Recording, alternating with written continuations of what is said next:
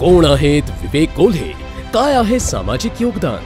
सर्वधर्मीय विवाह सोहळ्यात विवाह लावून हजारो कुटुंबांचे संसार उभे करणारे, कोरोना महामारीत 500 बेडचे कोविड सेंटर सुरू करून हजारो रुग्णांना जीवनदान देणारे,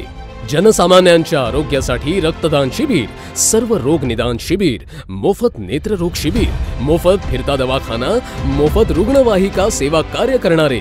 कोकणातील चिपळूण आणि कोल्हापुरात नद्यांच्या जलप्रलयातील पूरग्रस्तांना मदत करणारे, विविध उद्योग व्यवसायाच्या माध्यमातून हजारो जणांना रोजगार देऊन MIDC मंजूर करून आणणारे,